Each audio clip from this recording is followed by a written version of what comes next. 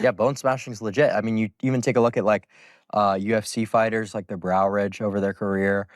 Yeah, that's also complete BS. You don't get a brow ridge from being punched in the face, but you get a brow ridge from testosterone exposure in puberty. This is basic stuff, so I don't know how this man has been in the blackpill and Looksmaxx community for years and doesn't even know this. Alright, in this video we'll be reacting to this weird combination in a podcast of Clavicular and Michael Knowles. It might be one of the worst of all time that I've seen as far as representing the black pill and Looksmaxxing from the clips that I've seen at least. So let's get right into it. At least, though, you would have to say the thesis of Looksmaxxing is that looks are the most important thing in life. Yeah. What about? Well, looks are crucial for social interaction.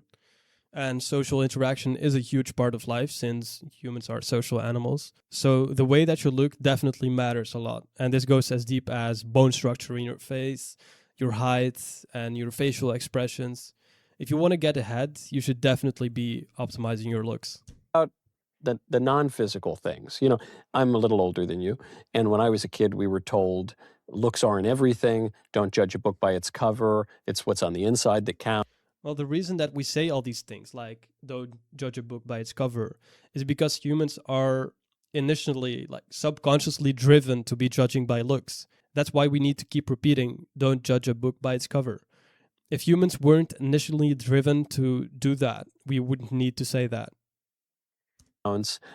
You know, Christianity and religion generally teaches us that there is more to life than the material aspects of this world, and you know we need to focus on the spirit. And all right, I'm gonna skip ahead a bit to a scene that I've seen clips of, and I'm pretty sure the timestamp is around here.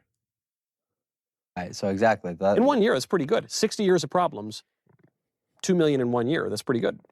Yeah, but I mean, like this next election cycle, who's going to win? It's going to be Gavin Newsom against JD Vance because JD Vance is subhuman and Gavin Newsom mugs. JD Vance.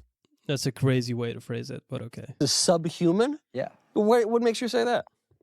He's got his word choice says a lot about how he interprets the black pill, but I'll get to that later.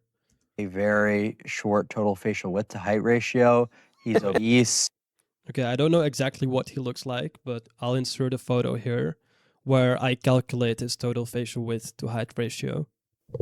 Alright, so here's me during the edit. I've calculated his total facial width to height ratio, and actually it's within the ideal range. The way that Clav phrased it, it sounds like he has a very short total face shape, which is not true. What is true is that his mid-face ratio is on the shorter side. So this does make his face look a bit short, but it's not his total facial width to height ratio that's off. And honestly, I think here in this bit, he's just throwing around terms to sound smart. If you want me to personally assess your face and tell you how to improve, you can check the link in the description. But now back to the video. Very recessed side profile, whereas Newsom is like 6'3" Chad. So JD's very tall. JD's got to be still 6'2", I mean 6'3". Gavin Newsom obviously mogs him to death. So you're a Newsom head. You prefer Newsom to the vice president. I'm just telling you who's going to win. Do you prefer him though? Honestly, I don't know why he's avoiding that question. It's hard to say, but Newsom being that much more of a mogger and like having a president who's like fat and especially that young. You think I don't think he's fat. I would say he's a bigger guy for sure. He's just like, it's just embarrassing. Like, how are you fat and you expect to like lead a country? You can't even be in shape, you know? So let's say you got a vote. It's 2028. I'm voting for Gavin Newsom. You're voting for Gavin Newsom. You can't. Wait. Now all of a sudden he doesn't avoid the question anymore. It's just as if he made that up on the spot just to support his beliefs. You can't be that subhuman. So hold on. You got All right, well, this actually is of a thread with the whole conversation because you look at these two candidates. You have Gavin Newsom, worst governor in the country. I think we would all agree, destroyed his state, let its main city burn to the ground because of his incompetence, is a personal, complete derelict, liar, degenerate. But he is good looking. I'll grant you that he's good looking. Yep. And kind of looks like Patrick Bateman, American Psycho. Hey. And then you have this vice president to President Trump, the transformative right-wing president in our lifetimes, who, do you support Trump or no? Yeah. Okay, so you got... What? So he doesn't support JD Vance because he's fat and ugly, but he does support Trump. This is not adding up. But okay, let's keep going. And you got this vice president handpicked by Trump, who is extremely intelligent, very right-wing. I think he's a pretty good-looking guy. I don't know, maybe I guess you disagree. But he's all these things, checks all these boxes, would have all these great policies. And regardless, you're going to pick the pro-mass migrant, pro-trans, pro-murder the babies, pro-burn the cities to the ground, pro-BLM Democrat because he's skinnier than the conservative vice president. 100 times over. Okay, if you believe all that, it would definitely be stupid to vote just based on looks. Right, so politics are partly about looks. But that doesn't mean that they should be, as Clavicular is claiming here. So imagine this scenario. This man, John, is convicted for rape and murder. And this second man, Mark, is convicted for stealing from a store. So who should receive the harsher punishment? According to Clavicular's logic, John should be set free because he's better looking, and Mark should go to jail for 20 years. So this shows how absurd his stance actually is. The important nuance here is that he's not simply pointing out that this is the way that the world works. Since people do judge by looks, I definitely agree with that. But he's saying that this is how the world should work. He himself will be giving an advantage to good-looking people while being aware of the halo effect. In an ideal world that we don't live in, we would not be judging by looks, but by character or actions. So he's got it exactly the other way around. Yeah. All right, I can't argue with that, I It guess. just goes to show like who you are as a person, and that's I think it does. not not from my society further. So there's a little bit of a selfish aspect, but there's a common good view, and there's even charity for the other person. Don't we have to have charity for these other people, even if they're descended trannies? No, not necessarily. Think about all the time that you've spent throughout your entire life talking about trannies. What if you were to dedicate all that time to bone smashing? You know, Please don't go there. imagine where you could have been. Is that a euphemism? No, bone smashing? What is bone smashing? That sounds like what the trannies do. No, it's where you induce microfractures, and this principle follows Wolff's law that a bone is going to grow back stronger. People in the Looksmaxx community should really stop abusing Wolff's Law and misrepresenting it by trying to convince people that it'll make you taller or give you an attractive face. I bet he doesn't even know who Wolff is and what he did exactly. After you induce these localized microtraumas, so you're going to lay in your bed to brace your head for CTE, and you're going to bone smash. You're going to lay in your bed and brace your head for CTE. Isn't that like brain damage? Well, no, so that's why you lay in your Okay. bed, and that's going to grow your facial bones. You smash, like you punch yourself in the face? Yeah.